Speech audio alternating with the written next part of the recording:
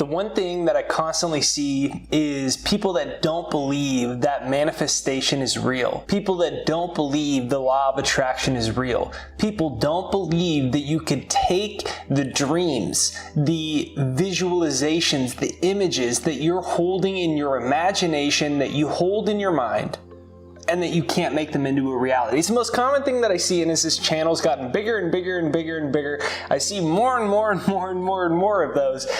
So in this video, I want to share with you the #1 manifestation technique for attracting what you want. This will work. This is Jake Ducey with JakeDucey.com, and let's dive right into this video.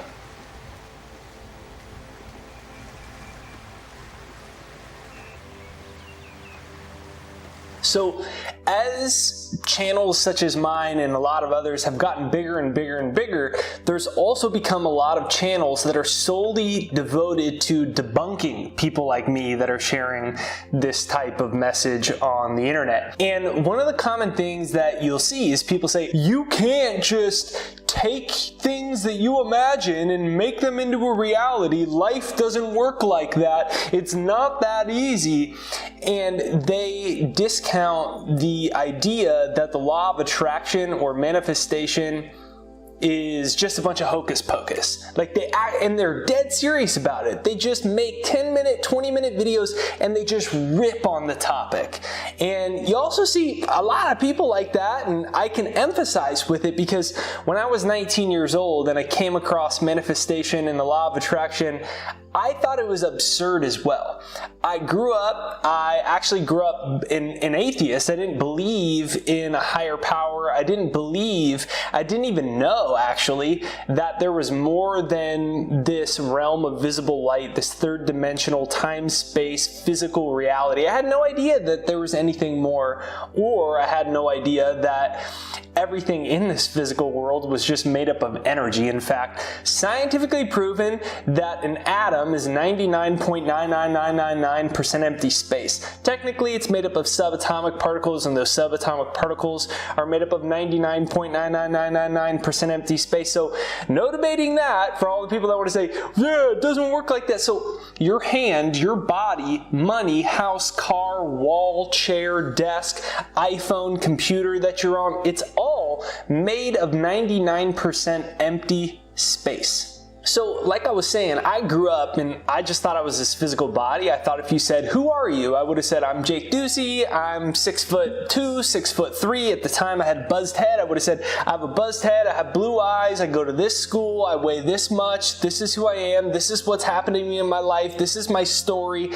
And I would have thought that I was my identity and my true self. I would have thought it was just my story and the collection of physical experiences that I had. I had no idea that what I can see, feel, taste, touch, the world of my senses and everything that I conceive and that I can perceive, all of that is 1% of who I am. 99% of who you are, you cannot see, taste, smell, or touch. This realm right here that we experience right now is called visible light. It's a very small bandwidth of energy. There's a bunch of energy that you cannot see, taste, smell, touch. It's outside of the spectrum of energy, of consciousness that your senses and your brain and your nervous system are able to experience. In the most simplistic way to possibly bring an example into this is you blow a dog whistle and you can't hear a dog whistle, right? You can't hear it, so if there's no evidence that you can experience it, you have no evidence with your senses to confirm the validity or reality or existence of this sound wavelength that we call a dog whistle, why do we do it? Well, because we know that the dog can do it. So the dog can pick up more energy, more consciousness than we can pick up. Its senses are tuned differently. This whole bandwidth is called visible light, but there's a bunch of spectrums of energy outside of visible light. So my point is that I can totally understand why people feel like this, why people try to make money by putting clickbait of influencers' names in the titles of their videos and then basically go on for 10, 20 minutes and collect ad revenue saying, this is ludicrous, there's no science that supports the law of attraction and consciousness, this is all a bunch of bogus. There's no basis for that at all. But I used to think like that. Until I was 19 years old, I stumbled on Wayne Dyer, I stumbled on Eckhart Tolle, and I started uncovering about consciousness, manifestation, law of attraction. I learned about the observer effect, which is something in quantum physics where a little particle that scientists perceive with very powerful microscopes, this little particle, these little particles, these subatomic things that ultimately make up atoms, and those atoms make up molecular, physical matter, mass, things matter in the world of the physical, and they go down to the subatomic level, and when scientists looked at the observer effect, and this is pretty trippy, what they basically found out is that these little particles could be both waves and particles. A wave is energy that's outside of visible light. Almost like an example would kind of just be like you can't hear the dog whistle, right? So it's basically it's at a wave level that's outside of what our ears can pick up, our physical senses can pick up. So the particles could be perceived through these microscopes, but they could also be invisible, or in essence not real. They are real, they're just waves, they're energy that has not condensed into a perceivable particle through these very powerful microscopes. So it was this big trippy mystery.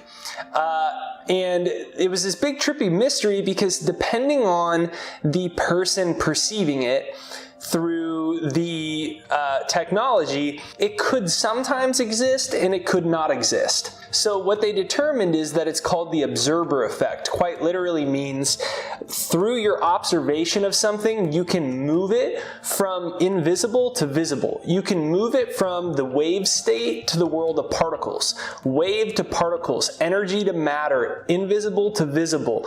That's based off of your consciousness. So quantum physics calls it the observer effect. It's very trippy. But when I learned about it, so the reason it's so trippy is because something could exist and not exist.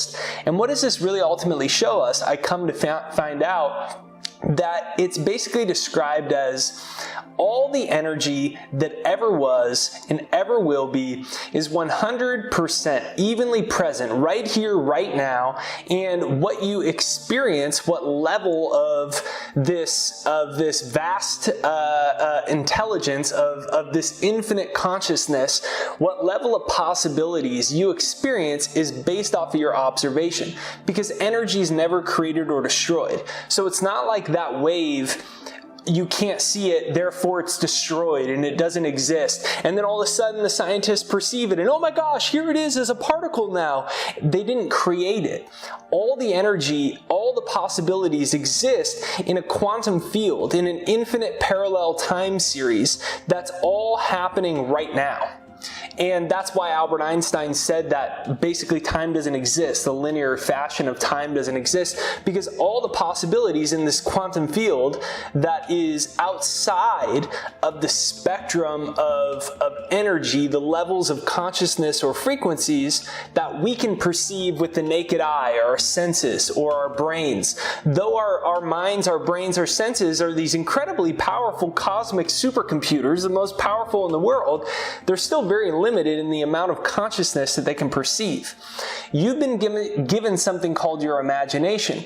And with your imagination, you're able to imagine, re-visualize, and use your consciousness to see the things that you want that technically don't exist. They're not in the world of particles. They're in the world of waves. They're not in the world of visible. They're in the world of invisible. And you're able to use your imagination and your mental faculties in order to perceive these these things in order to close your eyes and see them and visualize them so clearly that you start to feel emotional responses to them. You start to feel as if it's real.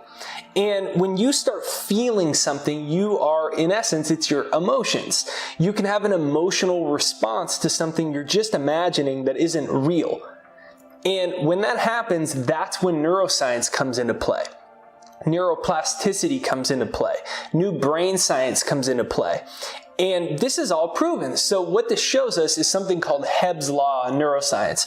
It says that nerve cells that fire together, they wire together. Fire together, wire together. So when we have emotions, we fire nerve cells. We fire cells in our brain when we have an emotional response to something. Like you have your eyes closed and you're visualizing your dream house and you can see or feel the beautiful and hear the waves lapping on the little palm tree right out there in front, and you're drinking your coconut water and you're just sitting there smiling, taking in the sun, or you're on your beautiful 20-acre sustainable farm and you're running around hearing your kids, even though you don't have them yet, and you're hearing your husband or your wife, even though you haven't met them yet, and you're seeing and hearing and feeling it all in your mind, and it's like, oh my gosh, this is so fun. But it's only in your imagination.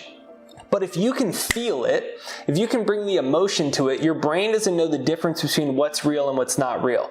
Neuroplasticity tells us that you can rewire, retrain, and reprogram your brain through emotions. So you keep having these emotions in your visualizations, in your affirmations, using the law of attraction, quote unquote daydreaming, doing hypnotic writing, doing visualization. I always use hypnosis. And if you want to use mine, it's right there down below. It's jakeshypnosis.com. It's a free success hypnosis. About 1 million people from all over the world have used it now. I made it for myself to start retraining and reprogramming my mind. And while I would do my visualizations, I would do this and I would imagine this channel going viral. I'd imagine 10 years ago when I dropped out of college and wrote my first book that no one would publish. It was called Into the Wind, my 6-month journey wandering the world for life's purpose. You can check out on Amazon if you want.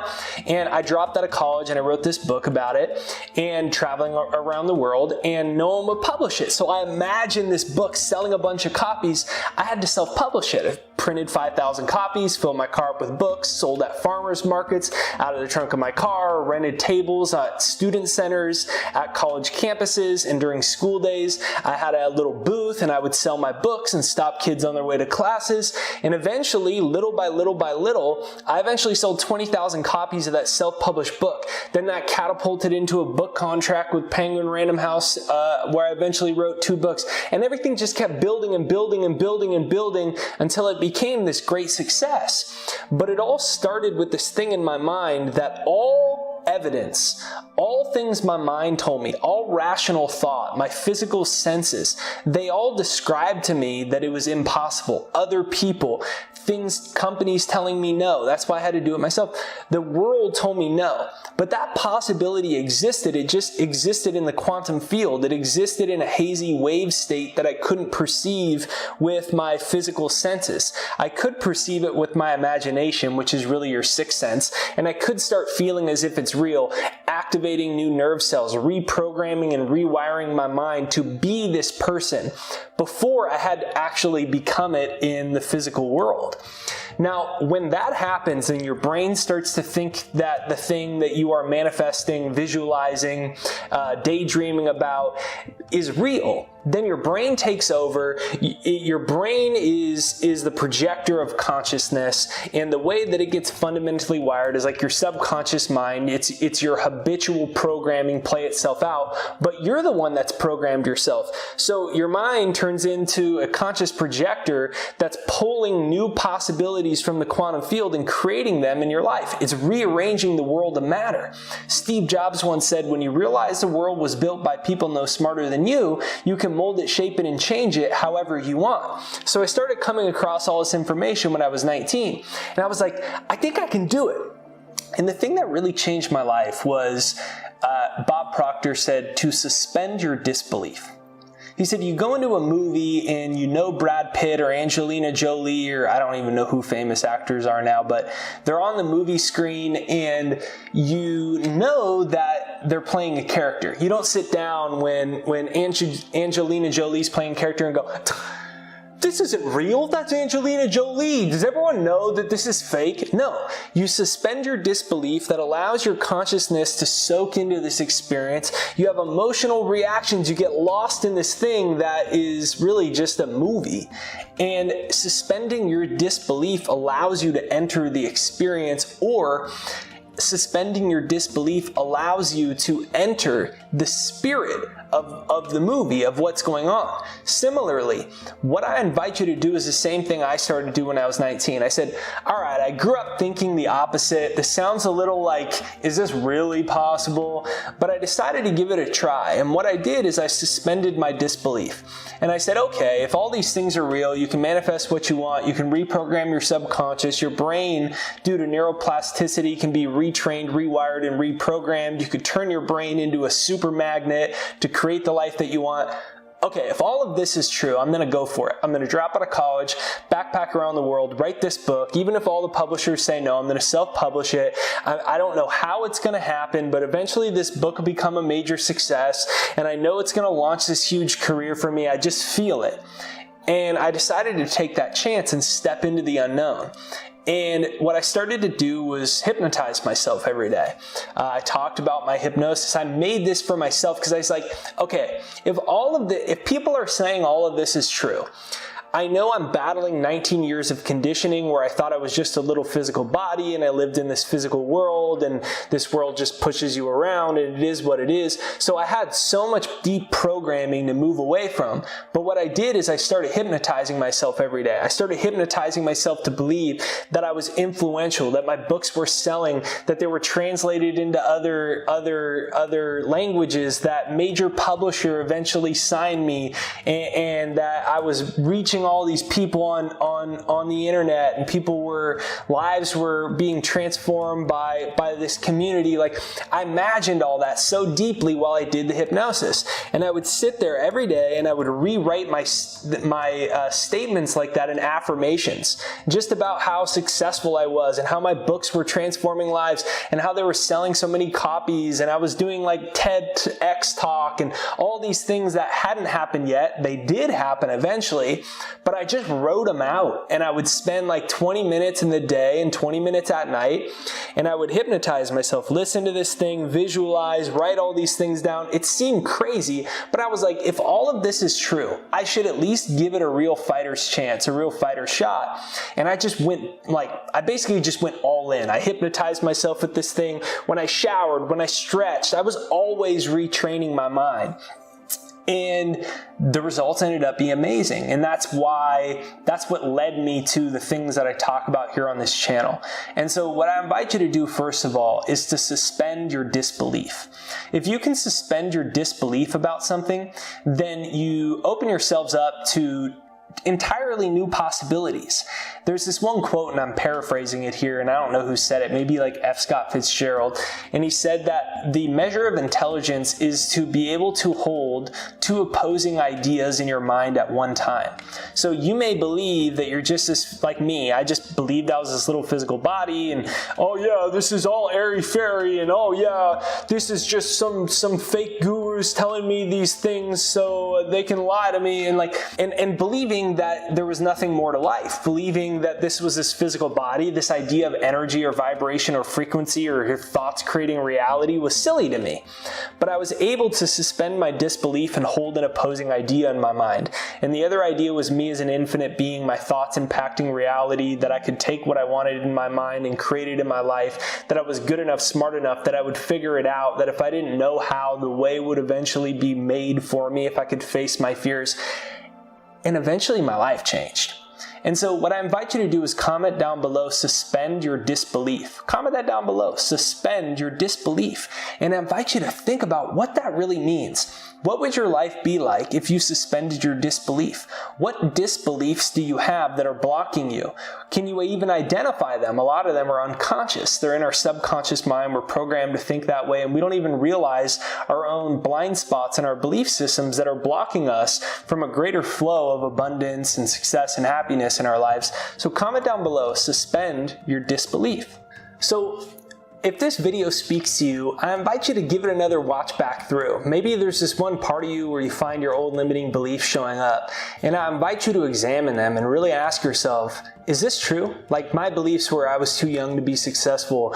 I believe that I wasn't that intelligent because I didn't do very good in school. I dropped out of college, and I didn't do very good in high school. I didn't do good on my standardized tests. I was just kind of like a C student. I'd always get really bad anxiety before tests, and I was prescribed Adderall and ADD and all that types of stuff in high school. So I developed this self-image where I had an identity and a story about who I was and what I was capable of. So the idea of becoming a successful author and speaker and all these things, it really challenged my programmed belief systems. And when I was able to just suspend them for a little while and start to view myself instead of this little body, I'm this person, I am a, and then fill in the blank, right? We all have that story, and I'm too old, and I am a this, and I don't have the resources, and blah, blah, blah. If I could suspend that long enough and start to view myself as an infinite being, if I started to view myself as a electromagnetic field, I was just I was a vibrational being, and my thoughts were emanating a frequency, and I just started to consider these things. I started to really visualize and believe that if I could start to feel it as if it was real, my brain would change. My brain would think it was real. Then my subconscious would take over and all these miracles would come into my life. I read it all and I was like, I'm going to give it a try. So what I invite you to do is to consider that you're more than just a physical body. I invite you to consider that if you do not know how, the way will be made for you if you can face your fears. I invite you to consider the possibility that you might be a lot smarter than you think. I invite you to consider the possibility that you might be capable of a lot more than you could possibly imagine. I invite you to consider the possibility that you really can create what you want in life, that you're good enough for it, that you're worthy of it, and that if you can move confidently in the direction of your dreams, the way will be made for you. Things will show up. You'll be met with synchronicities. You'll attract the abundance or the love or the success. It will come to you if you really believe and start to practice this belief, and you just suspend your disbelief long, and you just go for it. You just start visualizing it. You start seeing it in your mind, and then you wake up out of that visualization and you face your fears. You go face those fears with courage to take the steps, and great things show up. And so if you want to reprogram your subconscious and use my hypnosis, and you want to make the next 12 months the best 12 months of your life, just give it a try. Just do a thought experience. You have nothing to lose to do a thought experiment. Do an experiment and say, here's the create my reality experiment. I'm going to try to use that observer effect idea. Go on Google and Google the observer effect. Learn about it and go, I'm going to do a thought experiment and see if my consciousness can really manifest the life that I want. I'm going to suspend my disbelief and I'm going to see what I'm really capable of. So be sure to check out jakeshypnosis.com right there down for free. It's right there down below. It's my free success hypnosis to reprogram your subconscious and to help make your subconscious into a magnet for what you want. Right there down below. And thanks for watching this video. Make sure you hit the like, subscribe, and comment down below to help support the channel. If you do leave a comment, it does help the YouTube search engine and all that type of stuff. So if you believe in this message, be sure to leave a comment down below to help make sure that this video keeps reaching more and more people. Have a great day. Remember, suspend your disbelief. You just might be stronger, better, more capable than you could ever imagine.